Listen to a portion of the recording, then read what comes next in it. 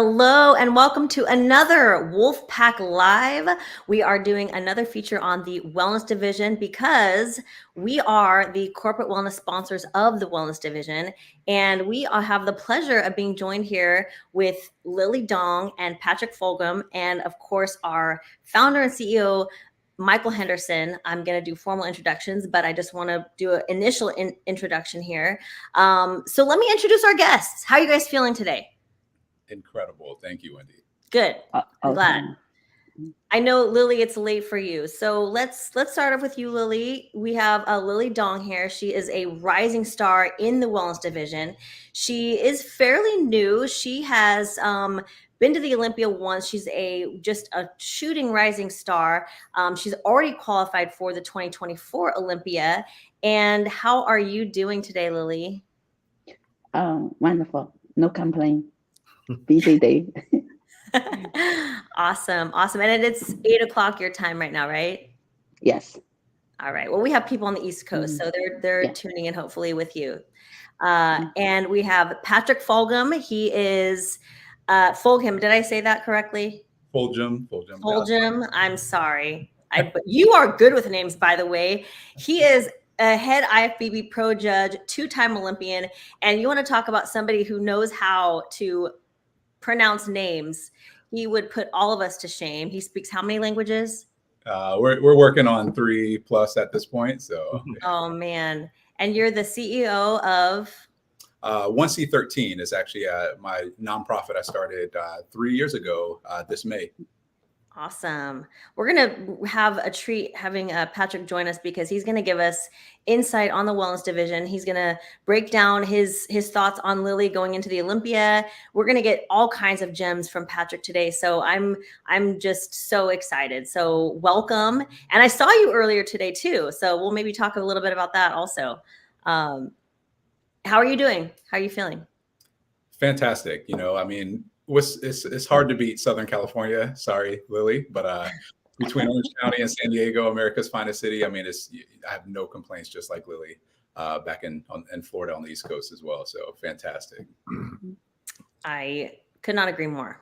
So, and then of course, our founder and CEO, the man, the myth, the legend. We have Michael Henderson. Michael, if you don't know Michael Henderson, his story, he started this whole company 3 years ago out of his garage, and he has battled through cancer. He has been through so much, and just with every athlete that we bring on, he has a really good insight on overcoming obstacles and just how to really dig deep when times get tough. So how are you doing today, Michael? Doing great, Wendy. Of course, blessed to be here, blessed to have WOLFpak. I was sharing the story earlier today. We had the kindness invite. Patrick was at our location earlier today, and now we're on the call. So it's ironic. But, it's just been, and I use the term, I had a disruption in my life, and a disruption that turned into something really good.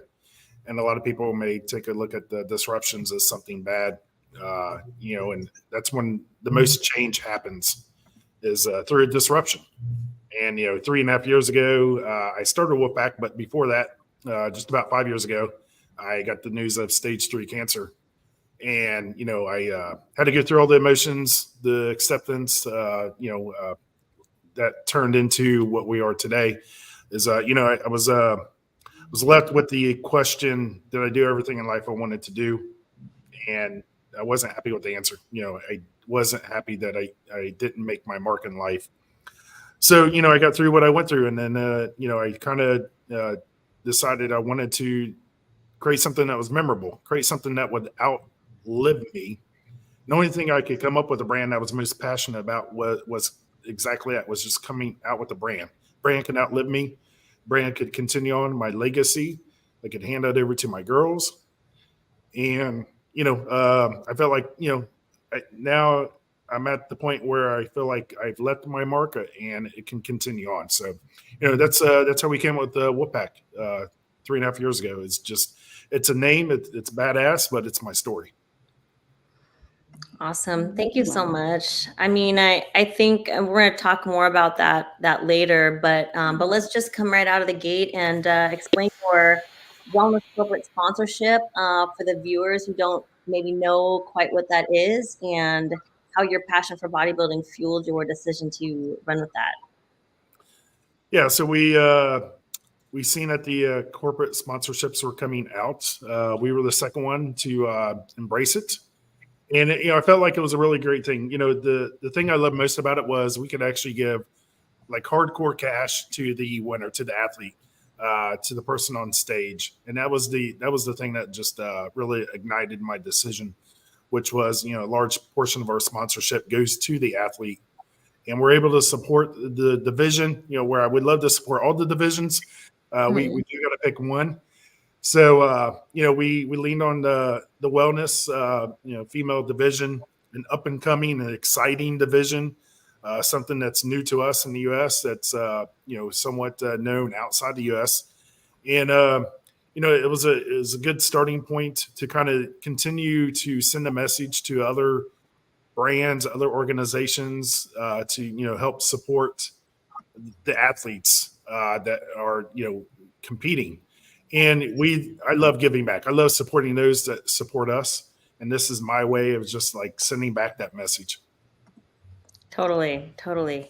Well, I mean, it's hopefully some other companies can step in and be a corporate sponsor for some of the other divisions, because I know that it has helped.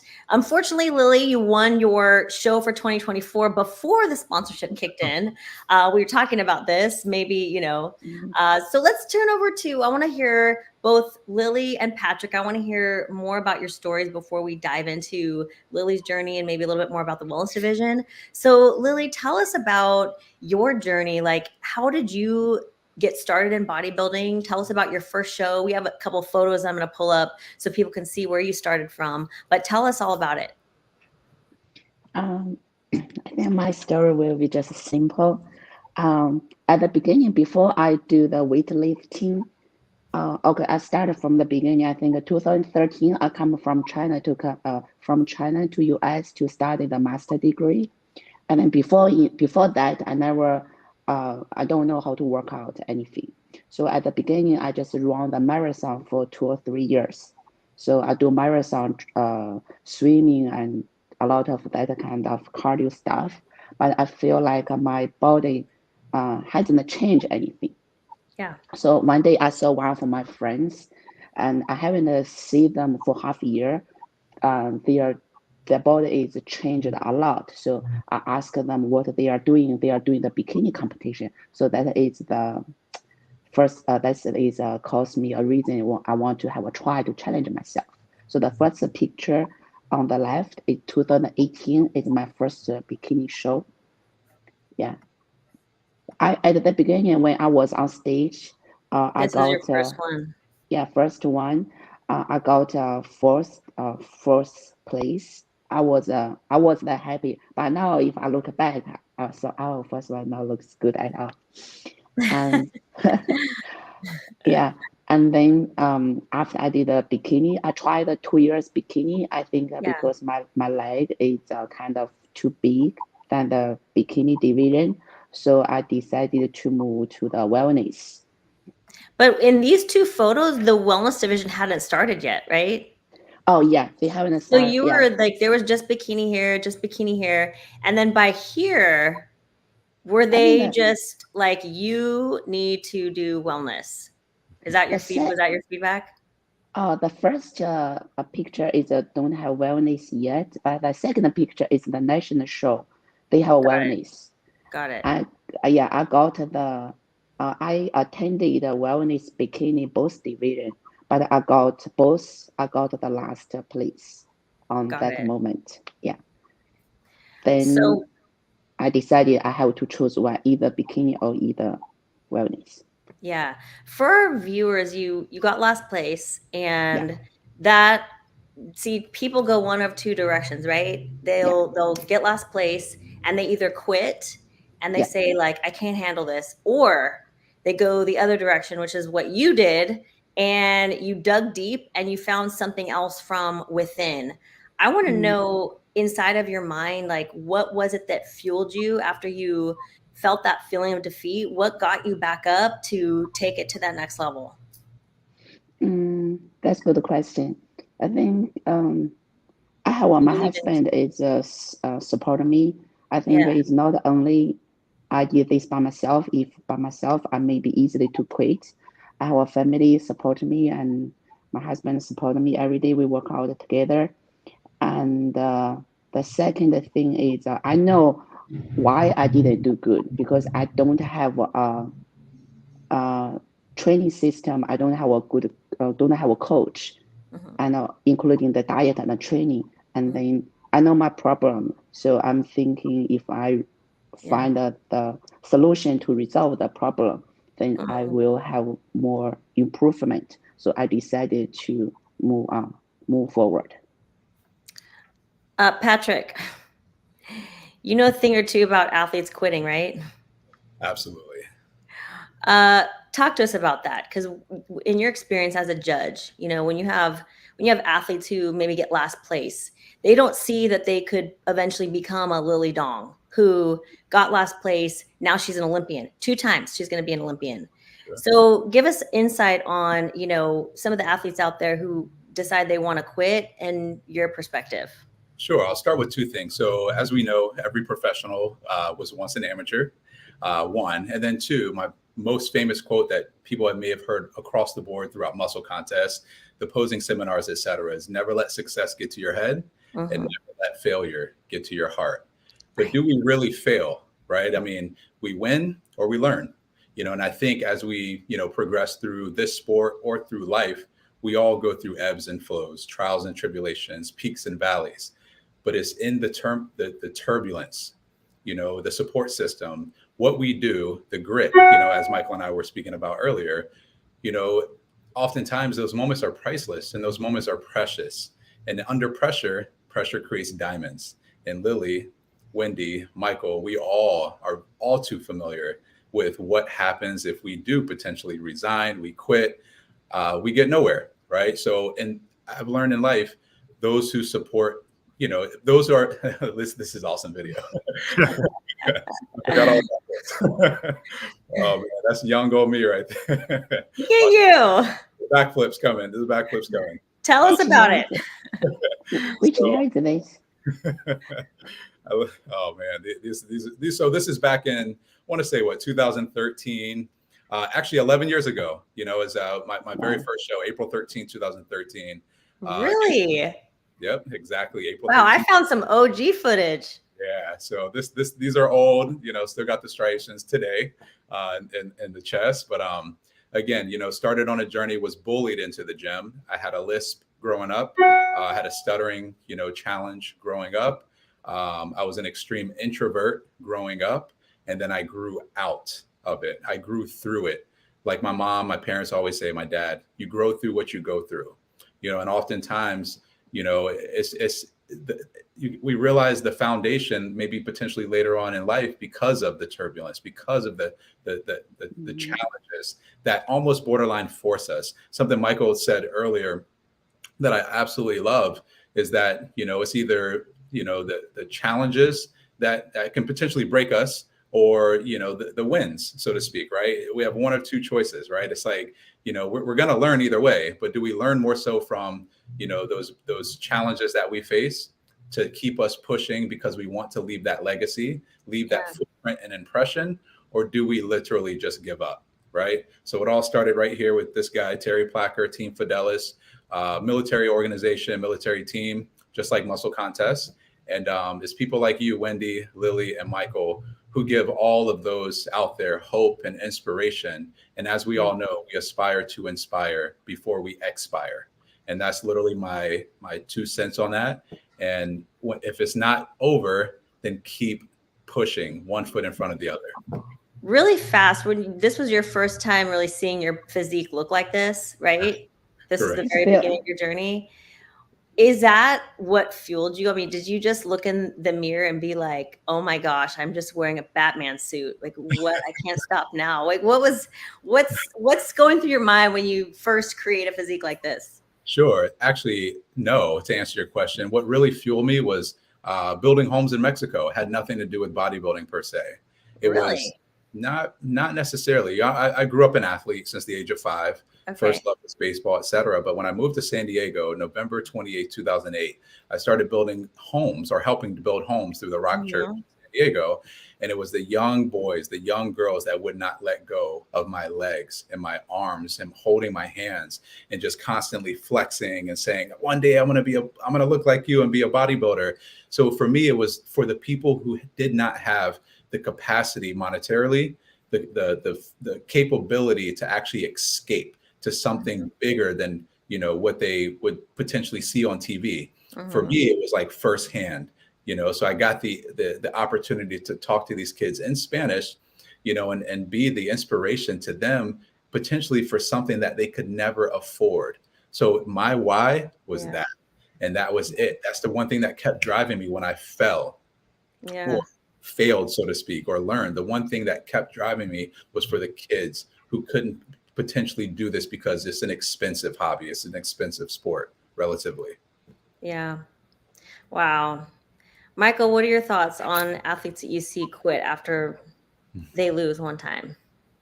It's just you just don't want to get to a point where you look back and it's too late and you wish you didn't, and I tell myself that every day. I'm not competing, but I am growing my brand. I have lots of failures. We have a lot of wins too. Yeah. But there's going to be many times, just like a competitor running WOLFpak and creating the brand, that I could have just stopped. I could have just gave up.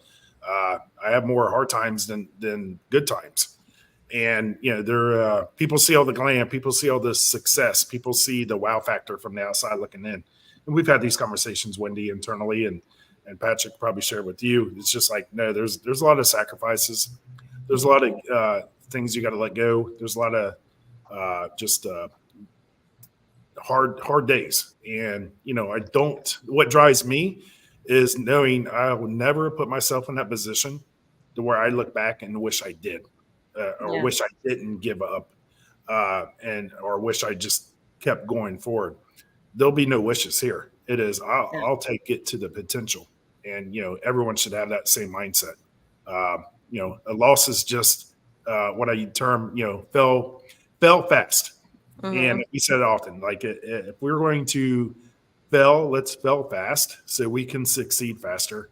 And the failures will come. It's accepted. It's not a surprise. It's just, get back up and keep going,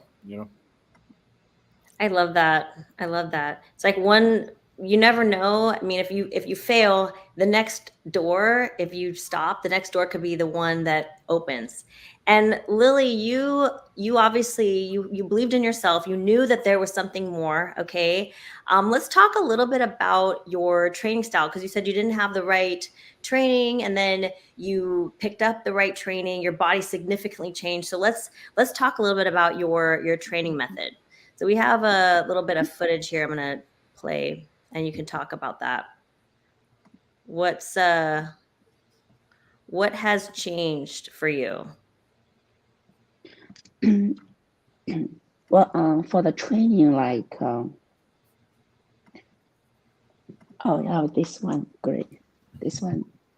I mean, the audience wants to know about the glutes, obviously. So let's talk about the glutes. I mean, let's be real. That's what everybody wants to know. How do you get those glutes to look like that?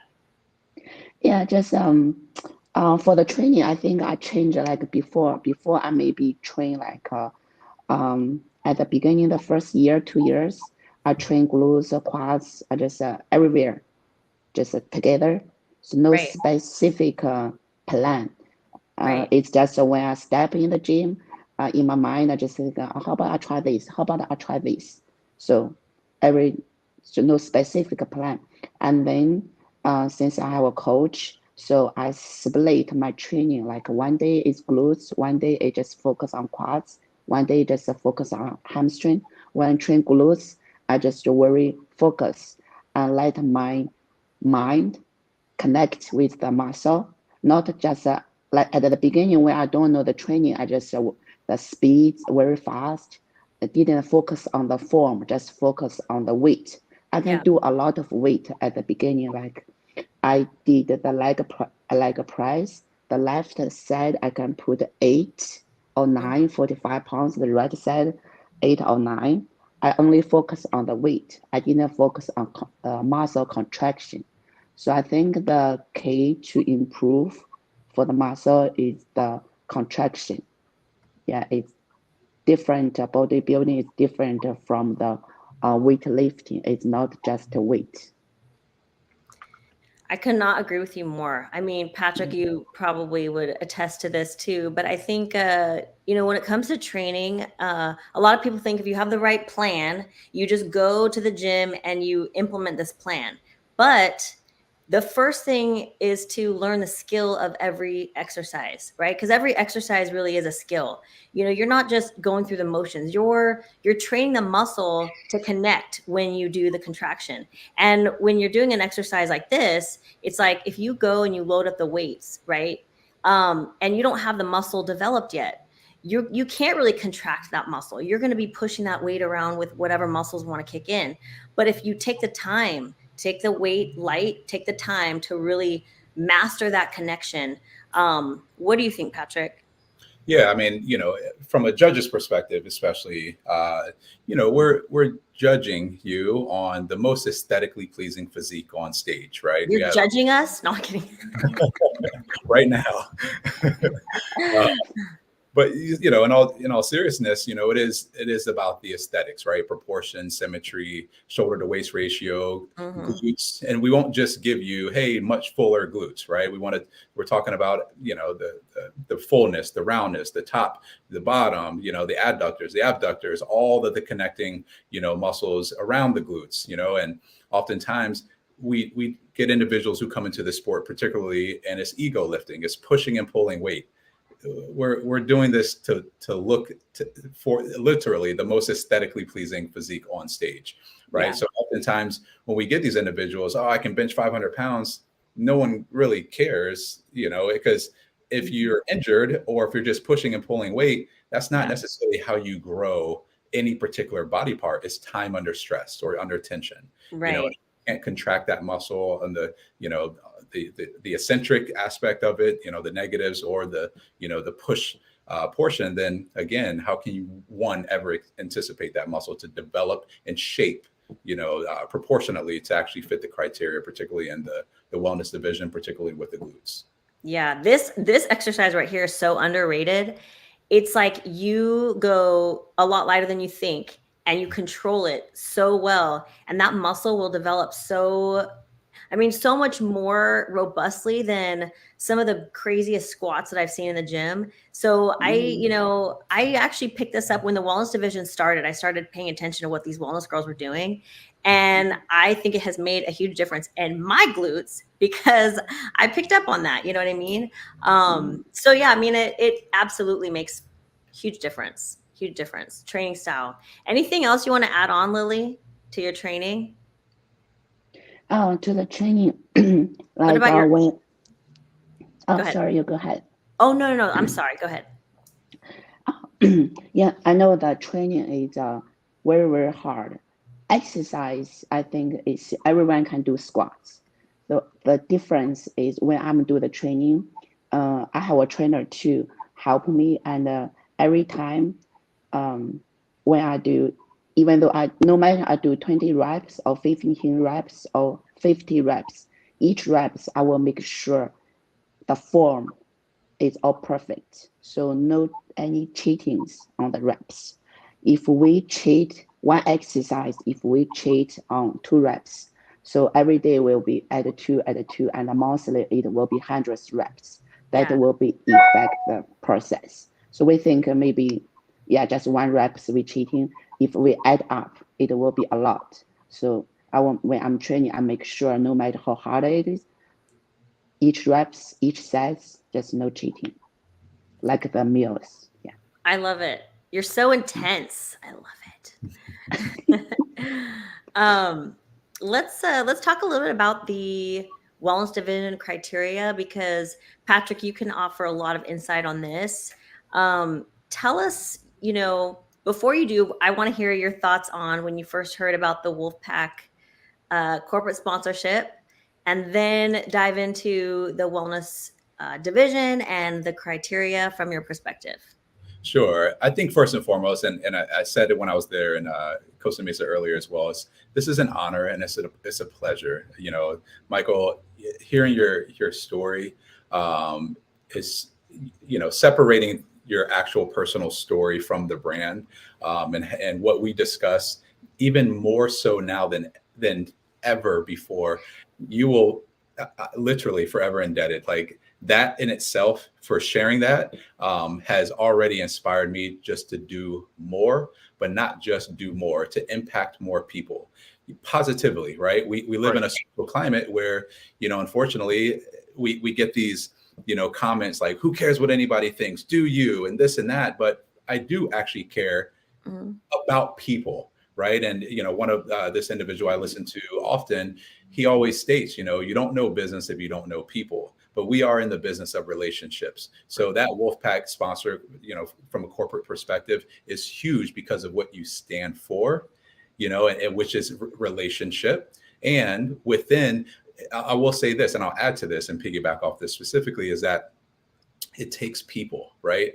And it takes relationship, it takes engagement, it takes this to build an audience, to build people up, to literally be acknowledged and heard and loved and appreciated and share those same values. So hearing that in itself was absolutely, the trajectory of this particular industry is on the rise and is going to keep growing, just like I know WOLFpak will, just like I know the association will, and I'm all for it.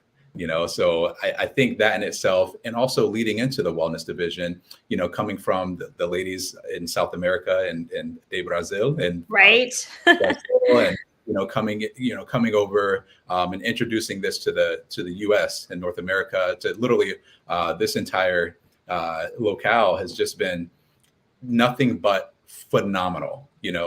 We come from, bikini, figure, fitness, and then to have this introduction of wellness, where still measured on very similar objectives, shoulder to waist ratio. And, for the slightly bottom, I don't want to say bottom heavy, but the slightly more muscular maturity of individuals from the female perspective, it's incredible, right?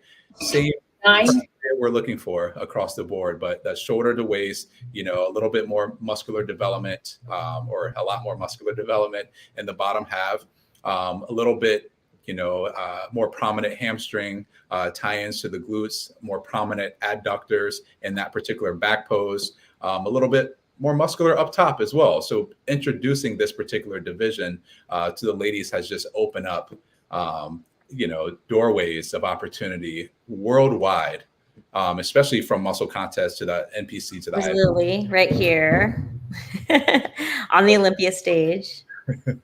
Incredible. Yeah. So front pose to the quarter turns to the transitions through here, just beautiful. So this is the interesting thing when the wellness division was added, like people were kind of trying to figure out, okay, what exactly is the look for the wellness division? But luckily we already had wellness style coming from Brazil, and so we kind of had a little bit of a reference point for that. But I am starting to see a very specific body type emerge, and I think Lili absolutely has that body type. And in this front pose, which I believe Francielle is the first person to actually do this specific pose. And now I'm seeing a lot of girls put their own flavor to it. And I think this pose right here really showcases that lower body dominance, the shape in the lower body. Patrick, tell me your thoughts on this pose, on the shape, on the structure of this division. Yeah, I love this, presentation, which a lot of people oftentimes forget, right? It's, we judge on what you show us, right? So social media is one thing, lighting is another thing, but on stage, you could have the fullest, roundest glutes, the most aesthetically pleasing physique subjectively, the fullest shoulders, the tiniest waist. However, if you don't showcase that to us from the judge's perspective, in which you're there to create an illusion, hence that particular pose that way they just transitioned from, then we can only judge what you show us. Again, shoulder to waist ratio, nice full round glutes, separation through the quads through, in this particular pose. Presentation is more than half the battle here. I agree. Lili, you are killing it up here. Tell me how you felt at the Olympia in this one. This is the 2023 Olympia. How did you feel? How'd you feel about how you did? Give me the 411. Yeah, it's first Olympia. I feel very honored and to be on the stage. It's kind of like dream come true. But based on the placing, so I feel like I have a lot of room to grow. Yeah. So this year I put more time, put more size. So wish this year's Olympia I will do much better. But it's very excited to share the stage with the wonderful girls. So know where I am and what is my advantage, what is my disadvantage, to learn from learning from the show. For the audience to know, what was your feedback from the judges? Strengths, weaknesses? My weakness and my glutes need bigger. So lower body, the quads, especially the glutes, need more bigger and rounder. What do you think, Patrick? Patrick is the judge. Tell me what you think. So I didn't judge this particular Olympia. I'm just going to throw that out there. However, I would have to agree. One thing, Wendy and I spoke earlier today.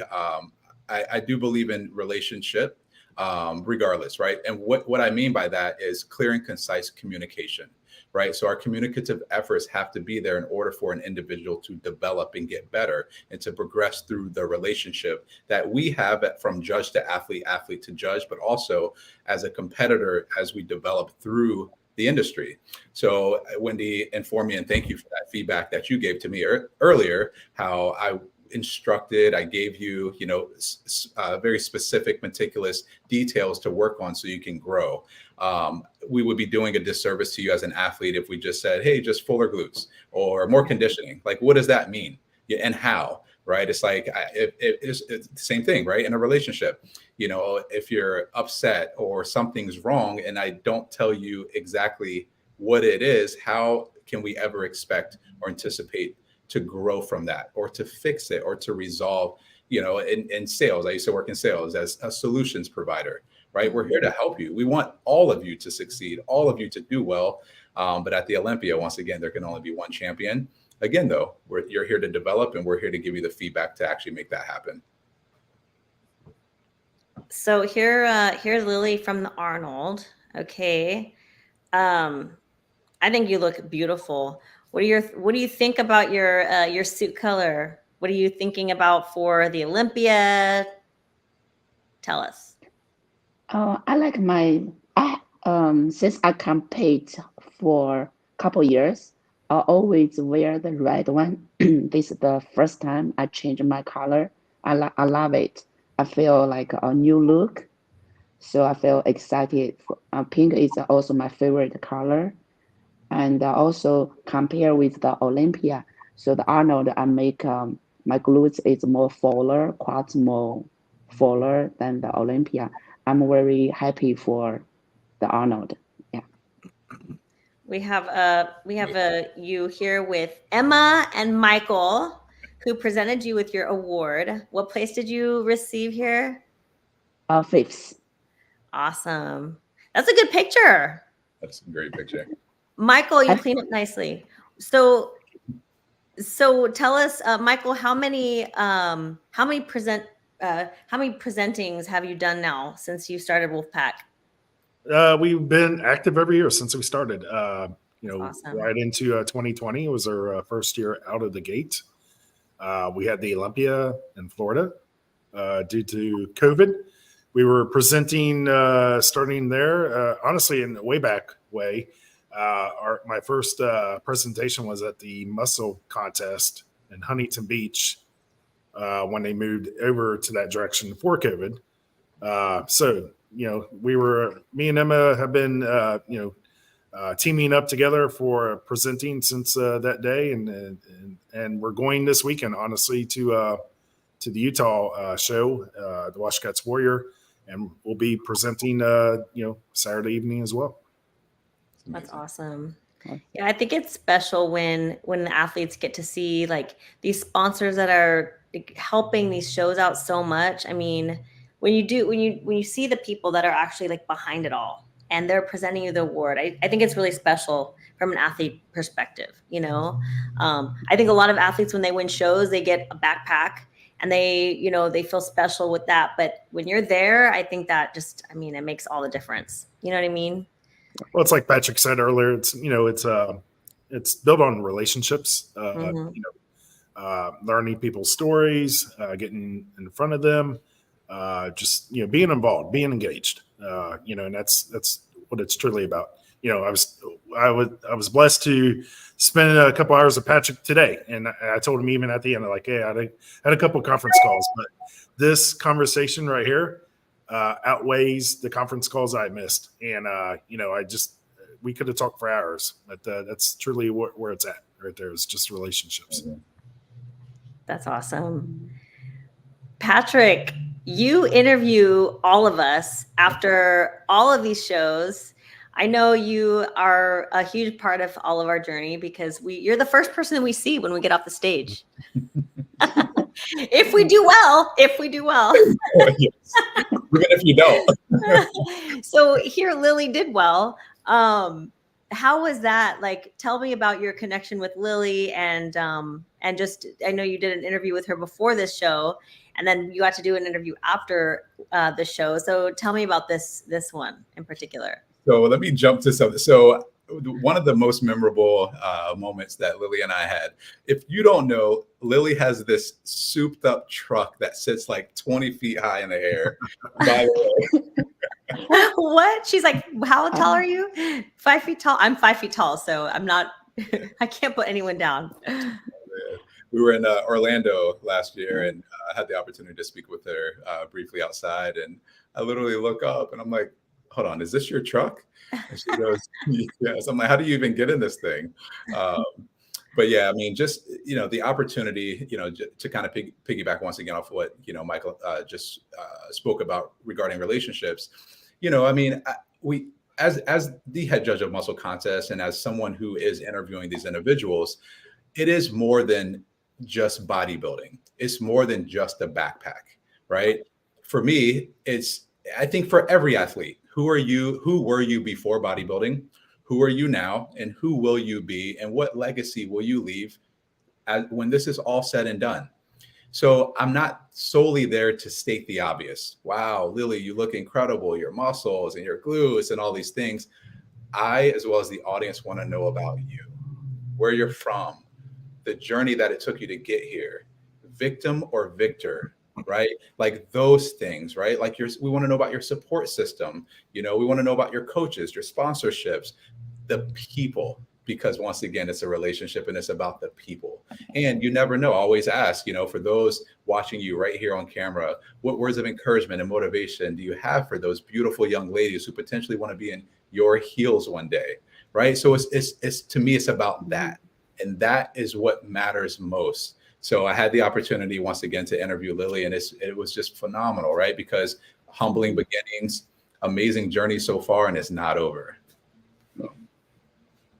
What about you, Lili? Tell me about your experience getting interviewed by Patrick. Oh, it's I was so excited. It's a surprise. I feel like I never be like this kind of interviewed. When he come to me, I was surprised. What? I'm going to interview on the, I feel so special. Yeah, I love it. What words of encouragement do you have for the other ladies who are on this journey that you're on? The encouragement is I want to see the other girls. Like, actually, every time when I compete, I'm scared too. We all scared.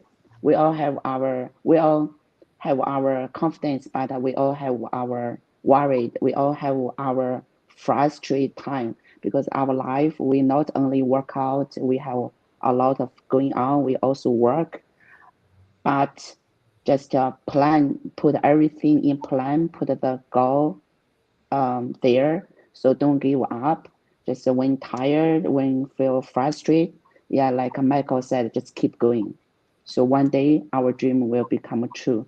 Yeah, we will be surprised, amazed by what we did. We were thankful we didn't give up. Right. Mhm.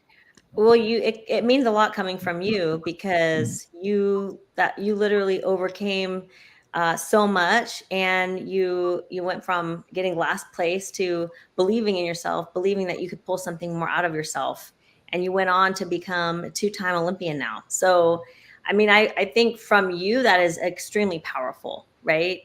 Mm. What do you think, Michael? What is your take on, persevering?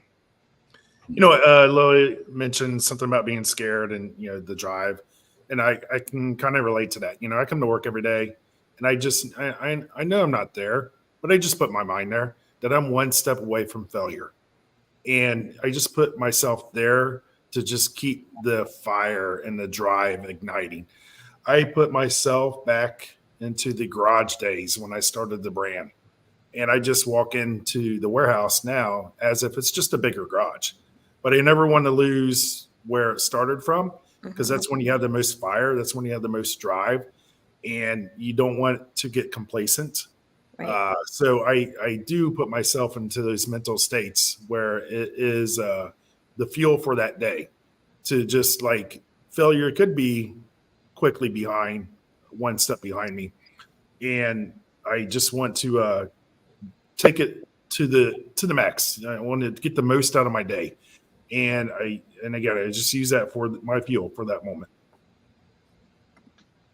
Mic drop. No. Yes. I'm going to Um, piggyback off that really quick yeah. because as your fire, I'm a man of acronyms. So like with the WOLF, it's like winning only lights the fire, and we're the pack under. Ooh.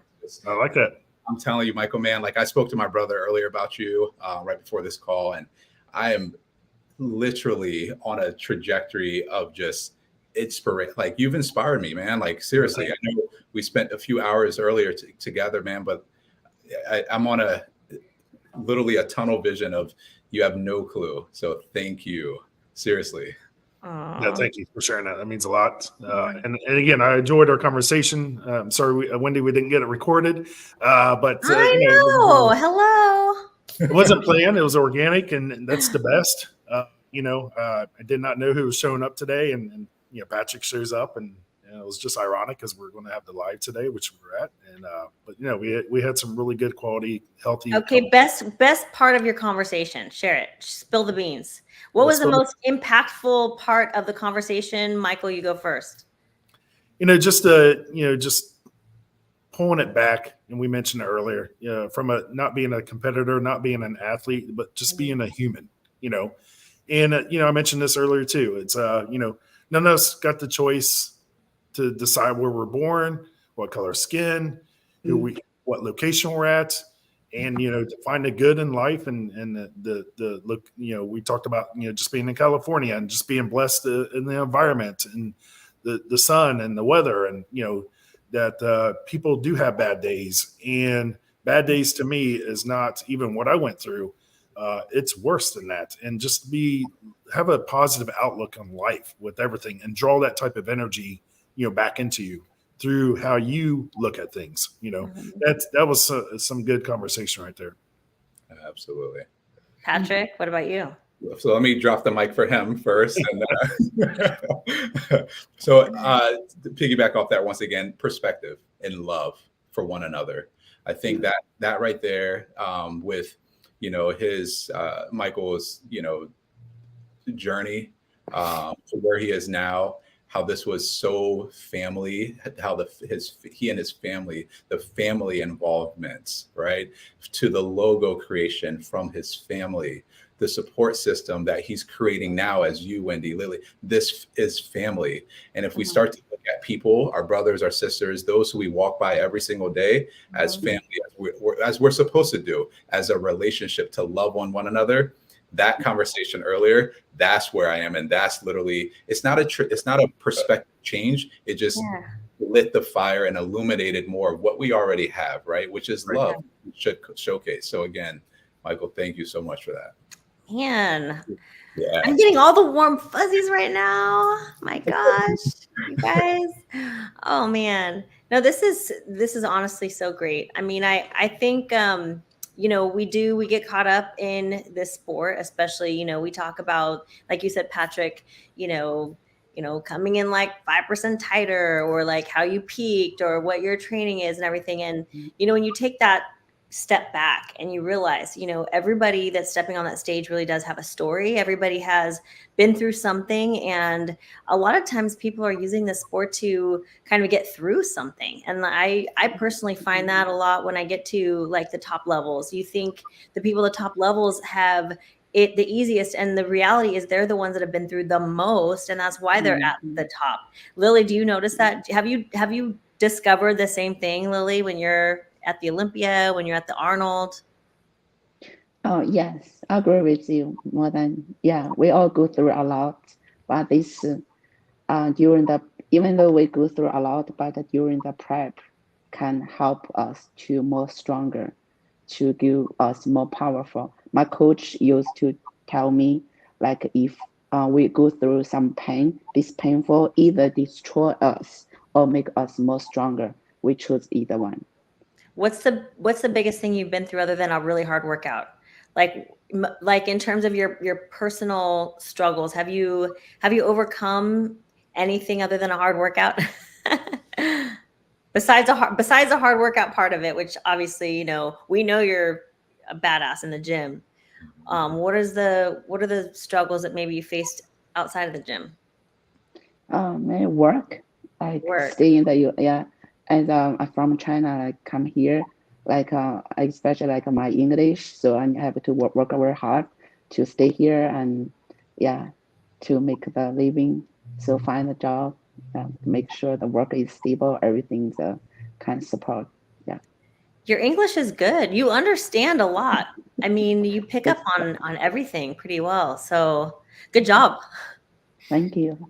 I mean, none of us can be like Patrick, who knows like what 10 languages over here, but you know, I get it from my brother. My brother's first language is Italian, by the way. So that's where it really all started. And from that point, you know what it is though, just like Michael and I were talking about, you know, if we stop looking at people on the surface, you know, because we all have, just generally speaking, these preconceived notion or these surface level judgments kind of right off the bat. You have blonde hair, you have dark hair, you have this color, this and that. Then we start to dig a bit deeper because we are truly authentic in our curiosity, right? Not where are you from just because it's a conversation starter, but truly, you know, hey, you know, Lily, where were you born? China, amazing. I spent 4 weeks in Shanghai. It's Shanghai, by the way, not Shanghai, but in Shanghai, you know, learning Chinese, you know, really immersing myself in the culture, you know, building homes in Mexico and speaking Spanish, you know, being on the muscle contest judging panel and speaking Portuguese, you know, really immersing myself because I want to, and it's because of the people who I surround myself are all like-minded, and we want better for ourselves so we can give better to other people. And that's to piggyback off of the question you asked, what I took away from Michael. I'm telling you right now, he lit the fire in me today. And I mean, seriously, I feel phenomenal, feel amazing coming into this. So again, it's an honor to be here. Lily, I'm excited for you. Wendy, thank you. And Michael, again, absolutely incredible. Thank you. Awesome. Yeah. Thank you, Patrick. That was awesome. We're gonna close this out here, and I want to turn this over to Lily first. I did ask you, you know, if you had any, you know, encouragement for other women out there competing, but just in general, is there anything, you know, you've been through struggles, you know, between learning English, moving from China, evolving in the division, and being such a rising star, like when people look at you, they really look up to you. They admire you.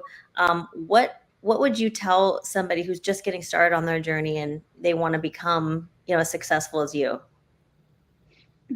Okay. I think, I want to add one, as Michael and Patrick said, the people. I want to tell the other girls that when we work out or when we try to prepare a show, we are not alone. We need to find the support. I want to thank my coach, my trainer, my sponsor, like WOLFpak, and my bikini sponsor, jewelry, everything. Even my posing coach. So, and my family, my husband, everyone. So I'm not do this by myself. I have people surrounding me. I have a sponsor. I have a support system to help me get through this. So if like the other girls, they feel they are stuck, they want to get improve to next level, don't just do by yourself.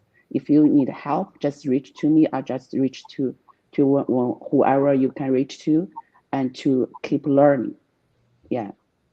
Just don't be shy to ask the questions, to find your problem, to resolve the problem. Spoken like a true champion. Seriously, that was awesome. That was awesome. Thank you. Okay, Michael. Yes. The MVP, the champion. What are your words that you want to leave with? How do we become a champion? You know what? I'll just take it kind of all in. Lili had mentioned too. It's just like, a support system is needed. There's going to be some rough days. There's going to be some rough moments. I have a team of many that are with me through my journey, through the hardship I went through with cancer, through the growth of the brand. It's just it's a team of many like-minded people, as Patrick said, to surround yourself with. And with any task, any challenge, you don't need to know the entire roadmap. You just kind of need to know the next step, and take that step, then move on to the next one. You can kind of see it, in front of you, but you can't see the entire scope. And as long as you're going forward in that next step, the next one is right after it. And I kind of look at it like it's not. I'm not trying to get to the finish line. There is no finish line. It's just the rewarding fulfillment of every day, just getting better as a person, improving the brand, being able to give back to the athletes and the competitors and the platforms, and just building the community of the message that we are sharing. And it's truly it's just where it's at with me, and just taking each step to just better my day, better myself, and I just love the journey. Thank you. Thank you so much. Thank you, Michael, for everything. Thank you so much, Lili, for being our special guest. Loved having you. And thank you so much, Patrick, for all your gems, all your wisdom, and everything that you have to offer, and everything you're doing for the industry. Seriously. I mean, it's so appreciated, and we could not be more grateful for you. So thank you all. It's an awesome group here. I had so much fun talking to you all. Absolutely. Thank you, Wendy, too. All right. Well, everyone out there, thank you for tuning in. And until next time, we will see you on the flip side.